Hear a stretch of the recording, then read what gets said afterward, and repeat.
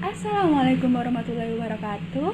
Halo semuanya, kenalin aku Agnisistri Angelina dengan NIM 190910201101 yang merupakan salah satu MBK Mitra Jember dan sekarang menempuh studi di Universitas Riau. Oke, di sini aku mau jelasin sedikit tentang administrasi pemerintah desa dan kota. Jadi sebelum lanjut, aku mau disclaimer dulu nih teman-teman. Jadi nantinya apa yang aku bicarakan di sini itu merupakan pure pendapat aku, didukung oleh beberapa literatur yang aku baca. Jadi misalnya nanti ada kesalahan, mohon maaf dan juga harap dimaklumi ya teman-teman. Oke, let's go. Yang pertama, kita bahas tentang apa sih itu administrasi pemerintahan desa dan kota. Jadi, itu merupakan salah satu studi yang buat kita nantinya dapat memahami terkait istilah, ruang lingkup, administrasi, konsep teoritis administrasi, kondisi pemerintahan desa dan kota di masa lampau, dan tentunya juga di masa kini. Oke, selanjutnya kita udah tahu kan tentang administrasi pemerintahan desa dan kota. Lalu terkait urgensinya sendiri itu apa sih? Jadi di sini terdapat banyak urgensinya ketika kita mempelajarinya. Seperti yang pertama yaitu memahami pemerintahan daerah baik secara desentralisasi maupun dekonsentrasi. Lalu yang kedua, mengetahui perkembangan pemerintahan desa dan kota mulai dari masa penjajahan, Orde Lama, Orde Baru, dan juga reformasi.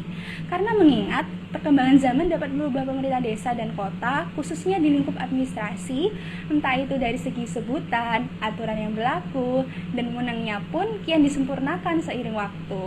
Nah, lalu selanjutnya apa ya kira-kira? Dan yang ketiga yaitu memahami susunan organisasi pemerintahan seperti dapat mengerti perangkat pemerintahan pusat maupun pemerintahan daerah. Di samping itu, mempelajari studi ini juga dapat membuat kita tahu tentang macam-macam pendapatan daerah beserta sumbernya. Wah, contohnya apa tuh? Jadi di sini misalnya seperti pajak daerah, hasil BUMD, dan sumbang-sumbangan lain yang didapatkan dari luar desa. Oke, last but not least, ABDK ini juga membuat kita tahu loh tentang pengawasan yang dilakukan pemerintah pusat ke pemerintah daerah, yang mana memang sekarang sudah ada desentralisasi bahwa Pemda berhak mengatur daerahnya sendiri. Tapi juga tetap perlu pengawasan dong pastinya dari pusat untuk memeriksa sejauh mana kewenangan perusahaan yang telah dijalani. Nah, udah tahu dong sekarang apa itu terkait administrasi desa dan kota dan juga terkait urgensinya itu bagaimana. Oke, berbicara tentang ABDK, lalu bagaimana sih terkait perkembangan desa dari aspek administrasi pemerintahan masa reformasi, yaitu di era saat ini. Jadi teman-teman, desa telah mengalami perkembangan nih dari zaman penjajahan dahulu ya, hingga ke Orde Lama, Orde Baru, dan sampai di era saat ini yaitu reformasi. Itu dulunya desa masih banyak loh sebutannya teman-teman, ada nagari, gampong, kampung, dan sekarang sudah menjadi satu nama yaitu desa.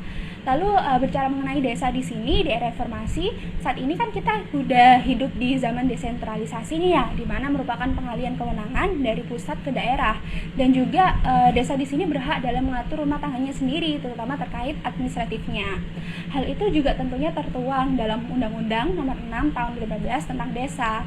Jadi teman-teman di sini menurutku desa sudah mengalami kemajuan yang sangat pesat ya dari masa penjajahan hingga reformasi saat ini.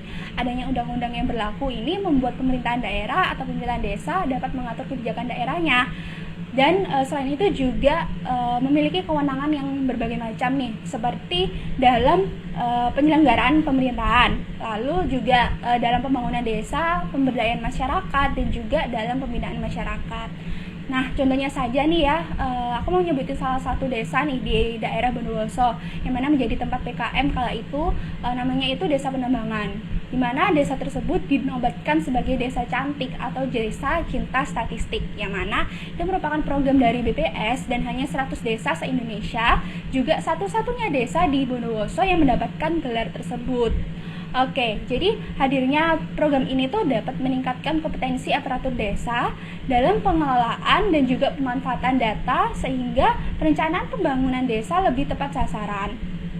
Nah, di Desa Penambangan ini juga memiliki aplikasi sendiri loh teman-teman, dan namanya itu SIPENPIN, Sistem Penambangan Pintar, yang berguna untuk pelayanan administratif masyarakat setempat nih.